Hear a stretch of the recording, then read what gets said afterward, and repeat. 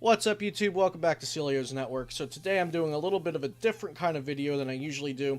I'm usually focusing on the standard format, sometimes the expanded format, and the meta, the decks, the deck lists, the meta forecasts, tournament analysis, things like that. But today I'm looking at some cards that are revealed from Japan's next set, Champion Road, which will be our August set, because these reprints or remakes are pretty nostalgic for myself and players and collectors who have been interested in the game for a while. A lot of these cards are from the 2003-2006 era and kind of remade so that they might have a competitive chance today in the format when they come out. And I will be talking about how I think these cards will do in the competitive formats when they are released in the US. So yeah, let's get into this, guys. Really excited about a lot of these cards. So we're starting out with Feraligatr.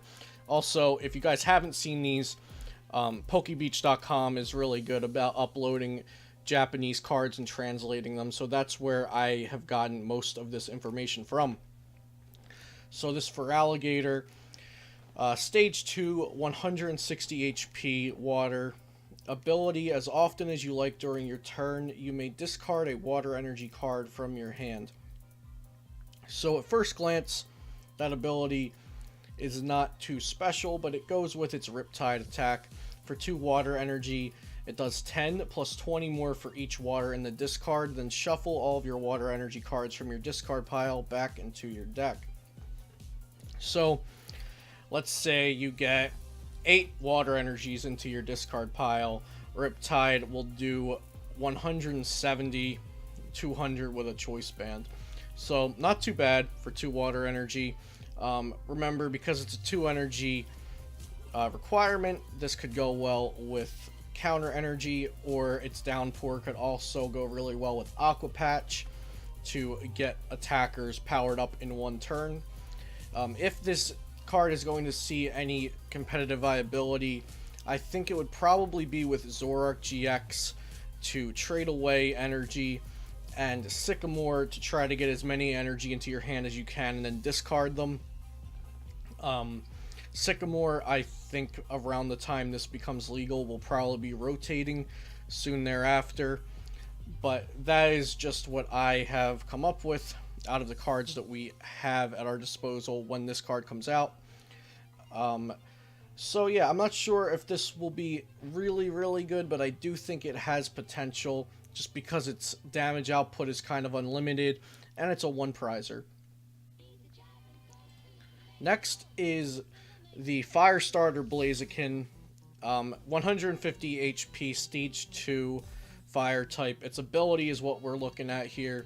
Once during your turn, you may attach a fire energy card from your discard pile to one of your benched Pokemon. Its attack for a fire into colorless is 90, discard a fire, and it does 20 to each of your opponent's benched Pokemon. So definitely not too shabby. But back in its heyday when this card was originally released, it paired with this Blaziken EX that I have on the screen down here, because it would power it up to use its Volcanic Ash attack, discard 2 energy, and then do 100 damage to one of your opponent's Pokemon. So I think myself and others are hoping that this Blaziken EX might be reworked as a GX. You know, put its damage up to maybe something like 150 to 170 range for the Volcanic Ash attack if it's reprinted, and then Blaziken Firestarter and this theoretical Blaziken GX could be a nice pair together. Firestarter is a good ability, so hopefully even if we don't get a Blaziken GX, this Blaziken can find some play with something like Turtonator that has to discard a lot of energy every turn to keep attacking. But at the moment, nothing stands out as being like super good with this Firestarter Blaziken, so I'm hoping we do get that Blaziken GX that's kind of a rework of the old Blaziken EX. Next is Sableye, which was originally in Crystal Guardians. I always loved this art. It was a holo rare. 70 HP basic dark Pokemon. Its ability, Excavate. Once during your turn, you may look at the top card of your deck, put that card back on top or discard it. And then it has Disable, 10 damage, choose one of your opponent's active Pokemon's attacks. That Pokemon can't use that attack during your opponent's next turn. So the attack is kind of annoying, but they could always just get out of it by retreating, or Acerola, Guzma, something like that. So I'm looking at this for its Excavate ability. To my knowledge, we don't have anything quite like this in the standard format at the moment. It could be good as, you know, when you're digging with Oranguru or Zoroark, and you're on your last trade, or you're only drawing one card, and you need one card to win. You could look at the top, maybe discard a card off if it's not what you want. I do think this card could be really good if you're playing a deck that needs certain cards in the discard pile. Maybe like that Feraligatr I showed at the beginning of the video, because you can look at the top card of your deck and discard it if it's a card that you desire to be in the discard pile. Just some thoughts. I think this is a really cool card, and I hope we get more cards with unique abilities like this from the older sets, because it could really promote creative deck building. Next is Banette Gx. So, YouTube channel Rare Candy did a video about some predicted cards that may come out of this set, and Banette was one of the cards they were talking about. So Eric and Pablo from Tablemon, who was also in that video, were saying that this would need a big power creep to be good in the current format. I'm not sure if Pokemon gave that to this card, so it does. Let's look at its ability first. So it's 190 HP Pokemon, Psychic Stage 1 GX. Its ability, which is still really good, I don't believe it's been touched much since the original card. Once during your turn, if this Pokemon is your active Pokemon, you may move one damage counter from either player's Pokemon to any other Pokemon. So it could be a damage from your Pokemon to your opponents, from your opponents to another one of your opponents, etc. So its ability is really cool. It's only one damage, and it's only while it's active, but still a really neat ability that, again, I don't think we have something quite like it in the current standard format. So its attack for one Psychic is Shadow Chant, 30 damage plus 10 more for each supporter card in your discard pile. So this this card would get more powerful as the game goes on, but 30 plus damage with a cap of 130 total. It is for one energy, but being on a 190 HP Psychic type that's weak to Dark, it just doesn't sound very good with Zoroark as popular as it is right now. But this isn't coming out in the US until August, so the meta might be different. It really looks like a Buzzwole GX killer here, because if you have 7 supporters in the discard, your Shadow Chant would be doing 100, which is 200 against Buzzwole GX because it's weak to Psychic. So, and it's also resistant to fighting, so I could see this being a really good counter, or just an archetype of its own if Buzzwole takes over the meta. Its GX attack is Hollow Hunt GX, but it's called Tomb Hunter GX for a Psychic energy. Put 3 cards from your discard pile into your hand. So definitely not bad.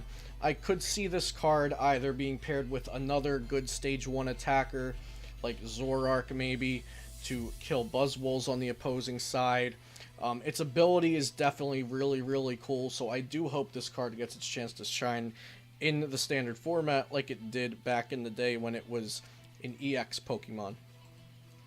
So next we have Electrode-GX. So far, I think this is what a lot of people are hyping up out of all of these new reveals that we've seen. So Electrode-GX, 190 HP, Stage 1. Its ability is what we're really looking at. Once during your turn, you may discard this Pokemon and all the cards attached to it, and this counts as knocking it out. If you do, search your discard pile, for 5 energy cards and attach them to your Pokemon in any way you like, excluding EX and GX. So this is only going on to one prize or Pokemon, but notice it's 5 energy cards of any kind, so that's special and basic. So that's the first thing I want you to notice. The second is that your opponent's taking 2 prizes off of this. So this could activate your counter energies, and this can also activate your Beast Ring. Now, if you don't know what Beast Ring is, it's this Japanese card I have down here. And what it reads is, you may only play this item card when your opponent has 3 or 4 prize cards. So if your opponent has 3 or 4 prize cards, you can play it, search your deck for 2 basic energy cards, and attach them to one of your Ultra Beasts. So if you could knock out your own Electro-GX, put 5 energy from the discard pile onto your field, and then play a Beast Ring or even multiple Beast Rings, you can put upwards of 10 energy onto the board in one turn if you're playing an Ultra Beast deck that utilizes Beast Ring. And if you're counting counter energy and DCEs that you're attaching from the discard as more than 1 energy, you could be putting more than 10 energy onto the board in one turn with knocking this out. And then I would imagine if you put all of that energy on the board, you would be getting a kill that turn with something, and possibly evening out the prize count again after using that extra energy bomber ability. Electro Gx does have energy ball for 50 damage, which is pretty mediocre. But then it has Crush and Burn 30 damage plus. Crush and Burn GX, my bad, 30 damage plus. You may discard as many energy as you like attached to your Pokemon in play.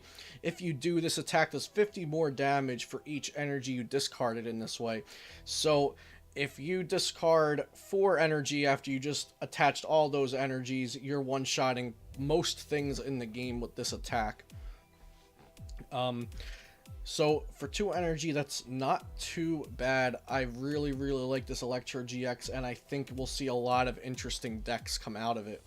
One archetype that I thought of immediately was Xerneas Break, because you can knock out the Electrode to make your counter energies work, attach 5 discarded energies to your Pokemon. That's an extra 5+ energies, depending on how many of those are counter or DCE. And then your Xerneas Break can just do massive amounts of damage. So that's just one thing, but I imagine people will get very creative with this card, and we might even see it become prevalent in the meta. I think it's really powerful and just has so much potential. So I believe this is the last slide. Yes, this is my last one. So Magcargo Stage 1 Fire, HP 90. Ability, Smooth Over. Once during your turn, you may search your deck for a card, shuffle your deck, then place that card on top.